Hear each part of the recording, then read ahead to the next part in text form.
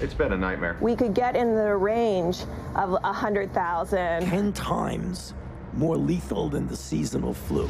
I had to leave and say goodbye to him. We're asking everyone to work at home if possible, postpone unnecessary travel. The risk to Americans is still very low. In one shift, I pronounced 6 people dead.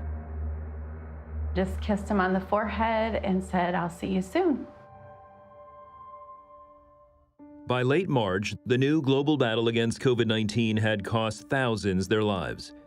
Michelle Henry feared her husband David would be among them. Our 25th anniversary we were so excited about and had big plans. And it was just a month away, and I was afraid he wouldn't be here. David was one of the first 10 COVID-19 patients at Marion General Hospital in Indiana. Doctors quickly put him into a medically induced coma and on a ventilator. What was humbling was the fact that we had no clue about how to treat it at that time. A lot of fear and a lot of unknown. Michelle, a pastor, remembers trying to console their 11 children. This is part of the treatment, and we're just going to continue praying and trusting, and God is good. God is still good. I wanted him to know that I'm going to pray with him, and even if he's not able to pray, I'm still going to pray with him. For people like myself who believe, it was very important to say, look, I know you can't be with your family. I am your family. David was later transferred to Lutheran Hospital, where he only got worse. They called me later that night, and they said, "You need to consider giving us authorization for a do not resuscitate order." God, I need you. I need you now more than ever.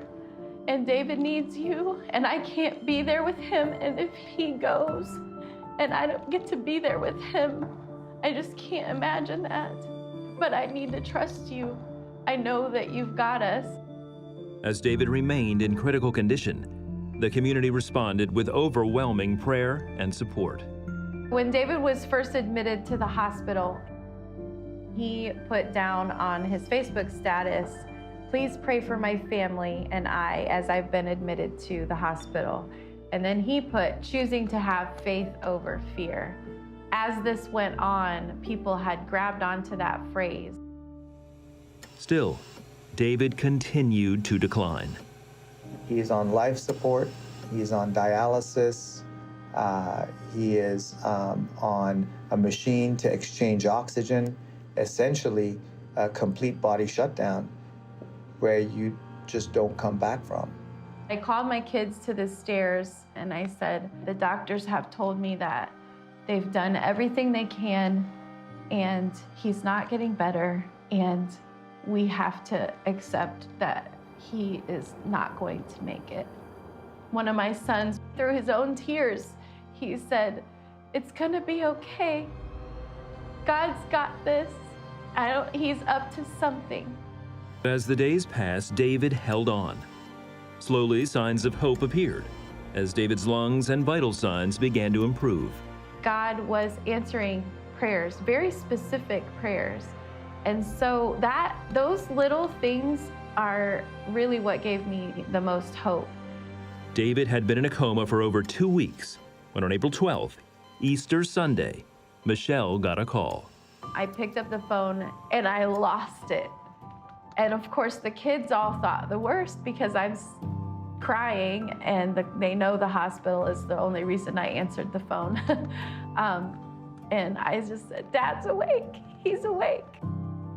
Over me was a nurse, and she said, "You're at Lutheran Hospital in Fort Wayne. Do you remember your name? My name is David Henry, and I'm a child of the one true God." From that moment on, I just knew that God was really going to do it. I knew that he was coming home. David spent the next few weeks slowly regaining strength and function and attending rehab.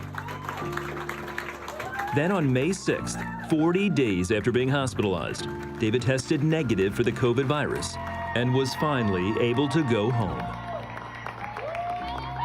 To get that hug and to see them and know that God had been faithful to them through my struggles. I just glanced at Mrs. Henry, who glanced at me, and we just nodded at each other because the victory was David's and God's. Not only were David and Michelle able to enjoy their 25th anniversary, David was there to walk his daughter down the aisle. The Henrys believe it was all possible through expert care, prayer, and a loving, powerful God.